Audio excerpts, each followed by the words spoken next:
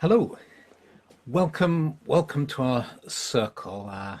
Welcome to this sacred grove, this clearing in the forest. There are a few books, but mainly there are trees around us. And perhaps you'd like to pull up a chair or a log or sit on the ground, it's dry, and do introduce yourself. Say where you're from. Just as you would if you'd arrived in a forest clearing and other people were arriving and you were curious to know where they were from.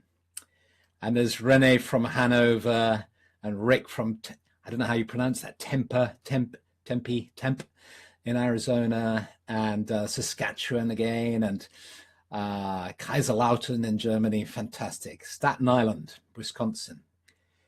So that's lovely that in our virtual grove we're gathering from all around the world, from Portugal and Sydney and Oklahoma and the Netherlands, and just down the road in Seaford and East Sussex, and fantastic. Iceland. It's so lovely to have friends from Iceland gathering, and England has been a bit like Iceland in these last few weeks, but the snow has melted now, and spring is on its way. We'll see, but I think it is. And little hearts fly across the screen. That's very sweet. Thank you for that. And ooh, and thumbs and hearts. I hope you have a cup of tea. And let me start by asking you whether you listened to the Alanis Morissette song that I posted up last week. It was at the bottom of the blog post, so you may not have got to it. But if you did, could you just say yes, or just type in why, just so I know. And while you do that, I'll just recapitulate it for those of you who didn't listen to it. But in the film Sensitive, Alanis Morissette explained how she felt very sensitive, and how at the height of her career, when she was under quite a lot of stress and the house was full of people, she got into a cupboard, I think, and said a kind of, which was an affirmation that she would affirm her ultimate goodness, her innate goodness, and it starts off that I would be good, that I would love myself, essentially, whatever happened, whether she lost her hair, became ill, got old, failed, messed up, she would still love herself. And Helen Foreman is saying, yes, it was lovely, and it is a song that is sung in a way like a heartfelt prayer. And Elizabeth, who was with us last week, wrote into me this morning and said, the Alanis Morissette song touched my heart. Thank you. I like to meditate to this. It has a lovely healing energy and is good for soothing the inner child. The Afagthi. Now, Afagthi, which is spelt, is Welsh name, spelt Afagdw, but it's pronounced Afagthi. Is the incredibly ugly child that the goddess Ceridwen gives birth to, which precipitates her search for Arwen, for the elixir, because she figures, if I can't have a child who is beautiful, or who at least looks reasonable, so is accepted in the world, at least he can have Arwen and he can be a wonderful, inspired poet. And so she goes off in search of the Arwen. And in the course, in the training of the order, there's a particular point in the training quite early on, where it's actually Gwers 10, I think, the Bardic grade, and which is an interesting point for many people. We've had various meetings here precisely just about this one Gwers, because it's the point at which some people drop out of the course. They actually find it quite difficult. They rationalize it, I think, as it becoming psychological, and they felt that they didn't want to enroll on something that was had a psychological slant. But I think If that was the reaction, that would be missing the point, because I think psychology is vital and needs to go hand in hand with spirituality. What we suggest is simply that you have a conversation with this inner character, which in the story is depicted as a fagthi. It's that part of oneself that is the wounded child, to use psychological language. And somebody's saying, Xavi, I started a huge thread when I hit GWES 10. It has been such a great discussion. Absolutely. I think if you can really stay with it and trust the process, you gain a huge amount. Ceridwen basically had two children. One was a pretty girl, one was an ugly boy. And we suggest, you talk to both of them. And this is an exercise that you can do, whereas you can try actually talking to the difficult parts of yourself. And this brings us to the subject of the inner bard, which I thought would be interesting for us to explore this evening. In the last session, I talked about the idea of conversation and of how the New England transcendentalists were very keen on it, and how I think the idea of conversation is a really powerful tool one can use in the spiritual path.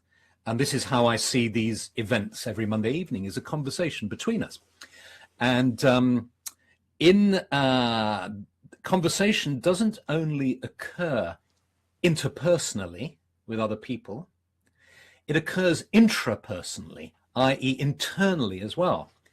And you may be familiar with those little conversations you have inside yourself, which in the most extreme polarize into, the angel and the devil sitting on either shoulder. There's a wonderful example of that in the dialogues that Gollum has in The Lord of the Rings. In the blog post that I'm going to put up for this, I popped in that clip where Gollum has a conversation with these two sides of himself, the nice Gollum and the nasty Gollum. And we all have that, hopefully to a much lesser extent than Gollum. But we have conversations, and in psychology, it can be referred to as self-talk. It's where we talk to ourselves. And it's this self-talk or conversation. You remember last week, perhaps, I quoted somebody talking about the New England transcendentalists, talking about how conversation acts as a midwife. It's a fantastic idea that conversation midwifes new ideas, feelings, experiences between us and within us, and so on.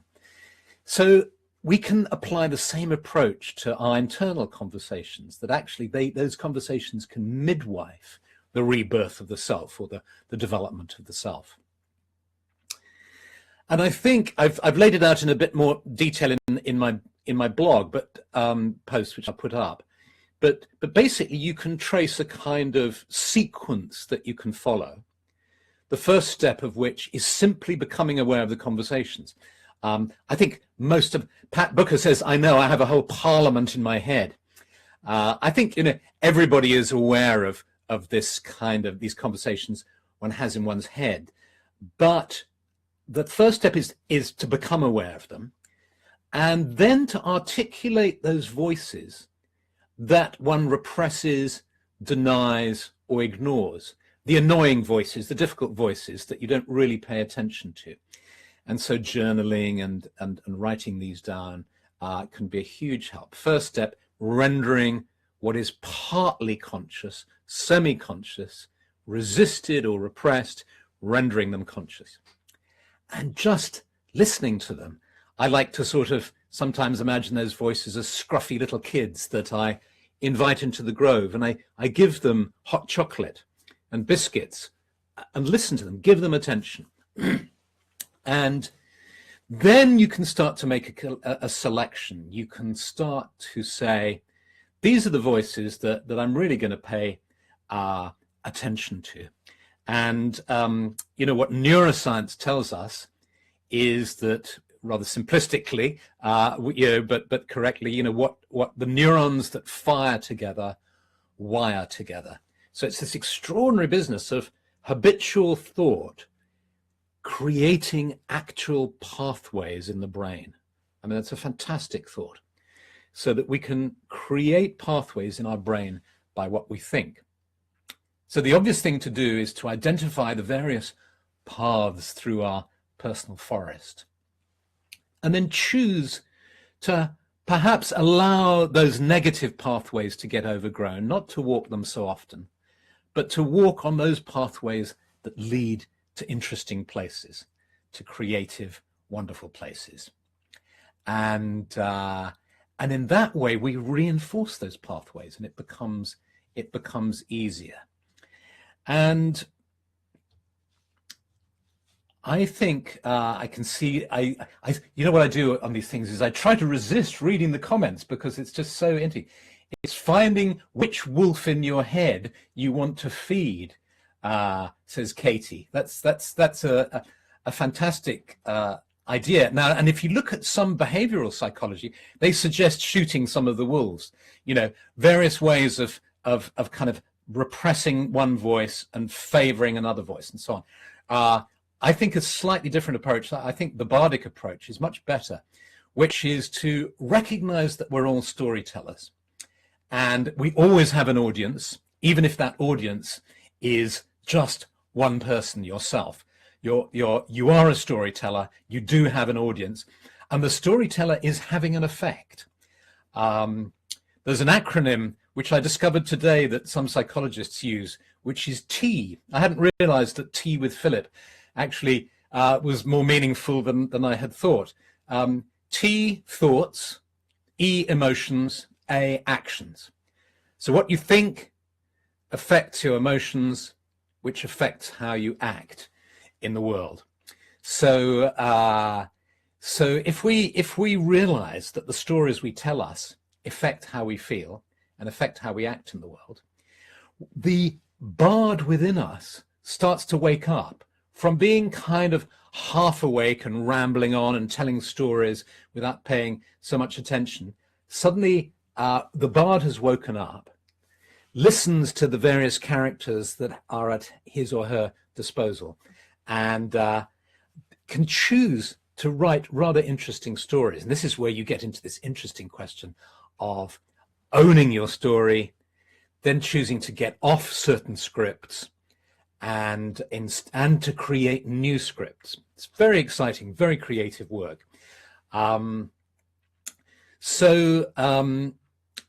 Nikki is saying, yes, that's lovely. I can choose to edit the story.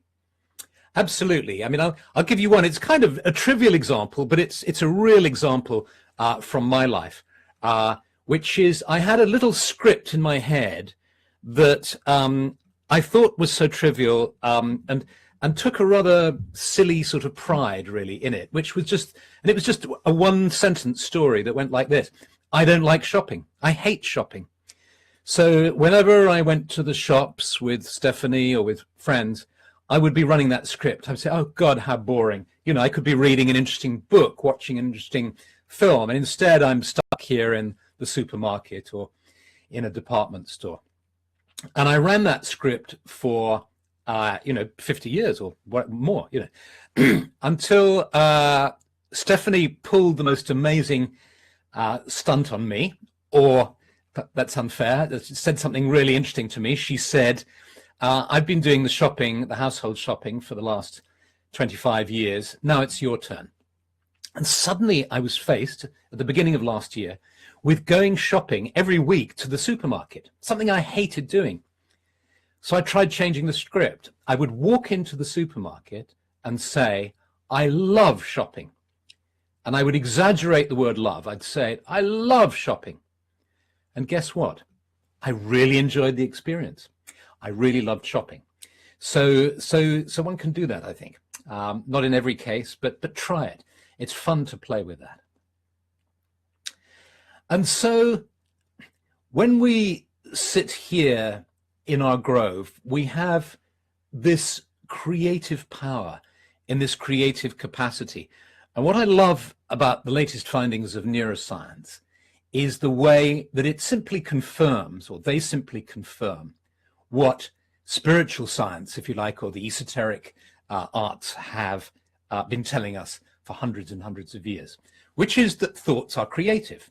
T, thoughts affect emotions, affect action, and change our destiny. And so this is why these meditations that we do aren't just pleasant. They are pleasant, hopefully. They aren't just relaxing, even though they are hopefully relaxing. They are also creative. So let's be creative now by just taking a little time to open to the wonder of the fact that wherever we are, we're all united together at this time in sacred space. And it might help if you close your eyes, but you don't have to. You can do the meditation now. If you prefer, you can just listen and do this, play this again later and do the meditation later. But let's just become aware of being seated in the sacred grove, with the good earth beneath us, the trees around us, and the sky above us. And we sense the earth beneath us, and we sense the power of the earth, the energy of the earth, the strong, stable feeling of the earth. Just allowing our tensions just to drift into the earth, and feeling the healing energy of the earth flowing up into our bodies, into our auras, into our energy field.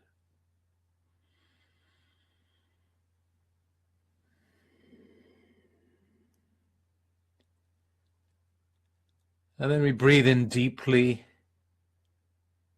breathing in the energy of the sky. And the energy of the sky meets the energy of the earth within the center of your being. And you sense the trees around you now. You feel them rooted deep in the earth, stretching high up into the sky. And you breathe in the center of the trees, the breath of the trees. And you breathe in the essential oils that the trees are exhaling. And you feel them flowing into your being, bringing you health and healing.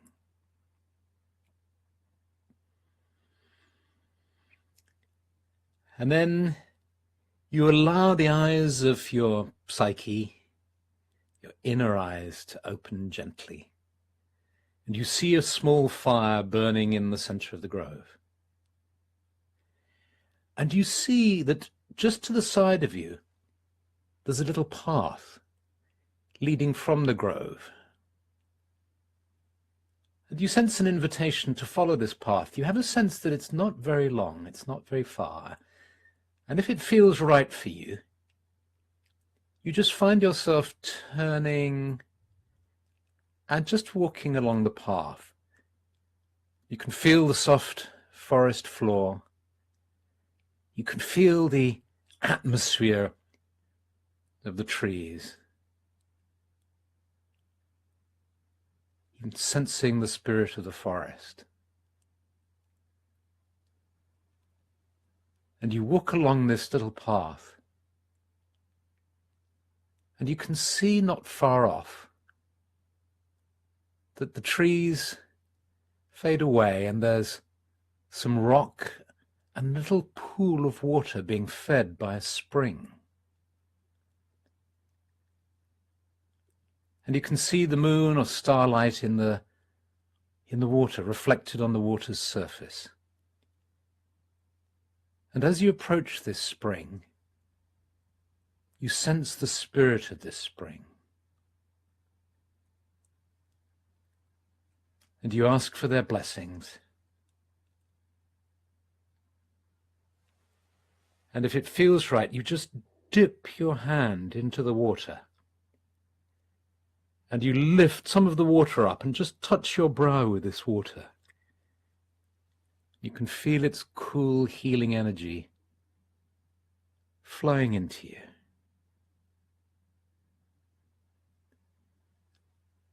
And you might even feel drawn to taking a sip of water and feeling that water flowing down into your being.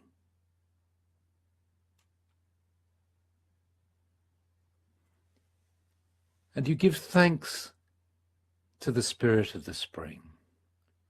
And you touch gently with your hand the rock by the side of the spring, in love and in thanks for the blessings you've received. And then you turn around and walk back along the forest path. You can sense the atmosphere in the forest. You sense the presence of the trees as you follow the path back to the sacred grove. And you find your place in the sacred grove. And you sense your companions seated around you now in the circle. The small fire burning in the center of the grove. The smell of wood smoke.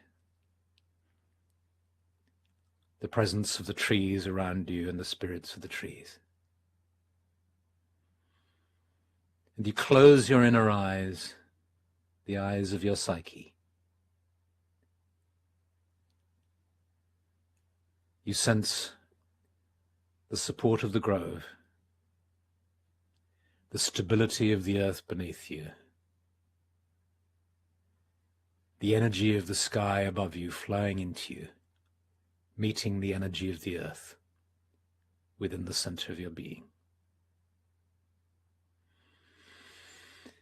And you take in a deep breath and feeling fully alive, filled with energy, you allow your awareness of the sacred grove to fade as you become aware of being seated in front of your computer. And you open your physical eyes to find yourself seated here and now, fully present.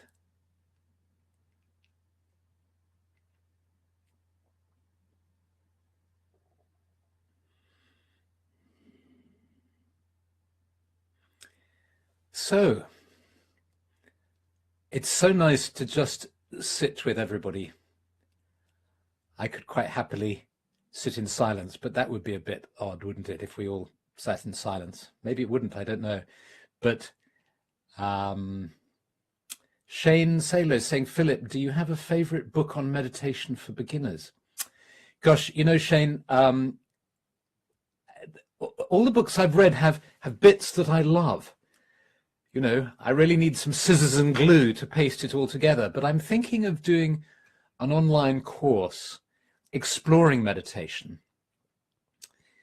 really working with the idea that meditation isn't one thing. We tend to think that meditation is one thing, but of course it's many different things, and there are many ways you can meditate.